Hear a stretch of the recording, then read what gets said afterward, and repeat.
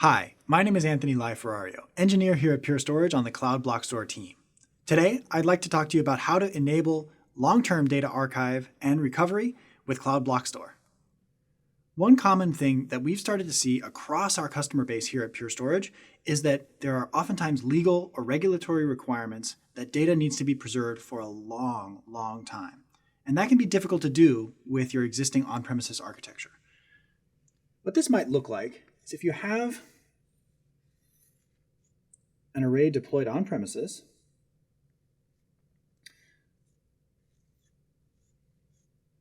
serving some very important data,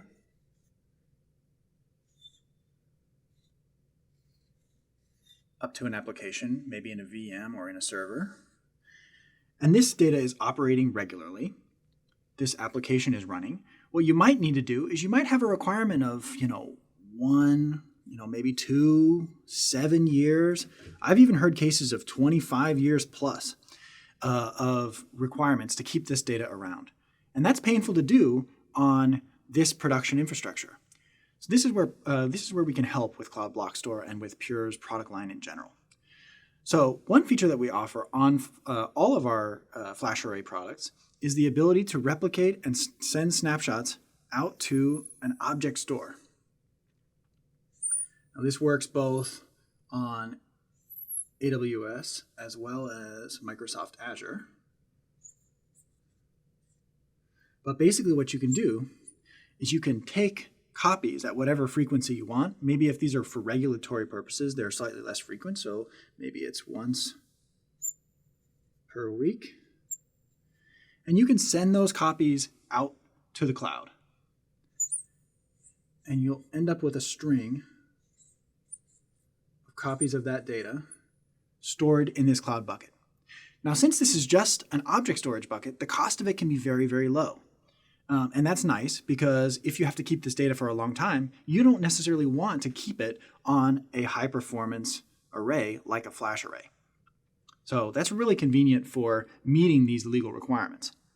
Now, the challenge then comes, how do you go and get this data in the case that you do get audited or something needs to be reviewed on one of these longer time frames?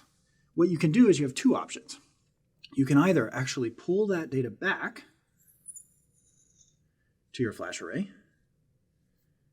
create a new volume, and expose that out and take a look at the data.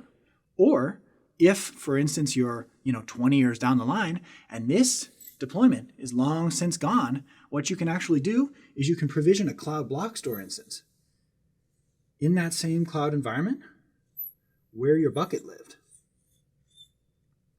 What you can do with this is you can then attach it to this storage bucket, even though the replication didn't originally come from there, and you can pull the data down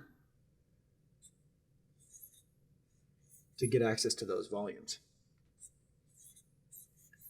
This way, you can use a highly efficient and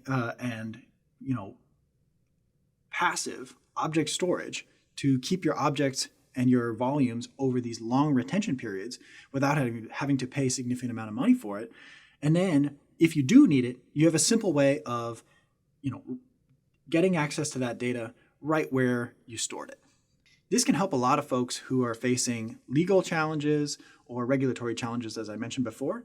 And it's something that can be very challenging to do without a consistent operating system and software model like we offer across the FlashArray product line here at Pure Storage. We've found that a lot of customers can get a significant value out of doing a workflow like this, and I hope you give it a shot if it meets your needs. And now you know how to enable archive workflows into the public cloud using Cloud Block Store. Thanks for coming and have a nice day.